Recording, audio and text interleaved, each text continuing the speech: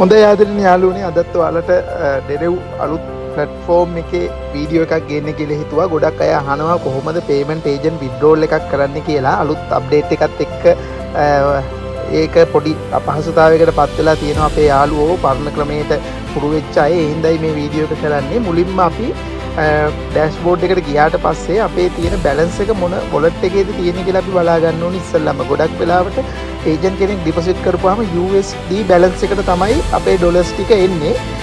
ඉතින් ඒක ඔයගොල්ලෝ ඔප්ෂන් ට්‍රේඩින් කරනවා නම් ඒ ට්‍රාන්ස්ෆර් කියන එකෙන්, ඒ කියන්නේ පෝර්ට්ෆෝලියෝ එකට ගිහිල්ලා ට්‍රාන්ස්ෆර් කියන ඔප්ෂන් එකෙන් ඔයාලගේ බැලන්ස් එක ඔයාලා අවශ්‍ය ඔයාලා ට්‍රේඩ් කරන C ට්‍රේඩ් එකේද එහෙම නැත්නම් MT5 එකේද ඔප්ෂන් එකේද කියන තැනට ඔයාලට ට්‍රාන්ස්ෆර් කරගන්න පුළුවන්. ගොඩක් අය කරන්නේ ස්මාර්ට් ට්‍රේඩින් ඉඳ ඔප්ෂන් එකට අපිට එතනින් දාගන්න පුළුවන්. මම මේ ඔයාලට කරලා පෙන්නන්නේ $10ක් මගේ බැලන්ස් එකකින් ඔප්ෂන් එකට දාගන්න විදිය ඔයාලට පේනවා. දැන් $10ක් ඔප්ෂන් එකට මාරුලා තියෙනවා. ඉතින් ඔයගොල්ලෝ ට්‍රේඩ් කරලා ඉවර වුණාට පස්සේ ආයේ මේක පේමන්ට් ඒජන්ට් කෙනෙක් හරහා විත්ඩ්‍රෝ කරගන්න අවශ්‍ය නම් ඒක නැවත පෝර්ට්ෆෝලියෝ එකට ගිහිල්ලා උඩට ඔප්ෂන් කියන ඔප්ෂන් බැලන්ස් එක දාලා යටට USD ඩොලර් බැලන්ස් එක දාලා අපිට ඒක මාරු කරගන්න පුළුවන් මේ වොලට් අතර.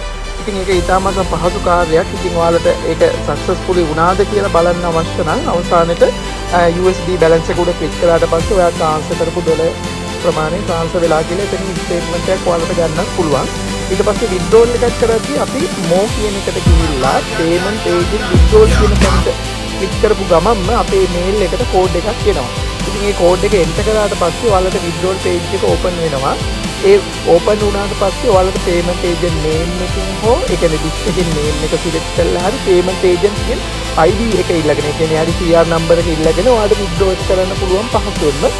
ඉතින් අපේ පේමන්ට් ඒජන්ට් නේම් එකේ කාමර මස්වංග ධර්මසේන, ඒ වගේම පේමන්ට් ඒජන්ට් ID එක අවශ්‍ය නම් අපිට WhatsApp මැසේජ් එකක් දාන්න.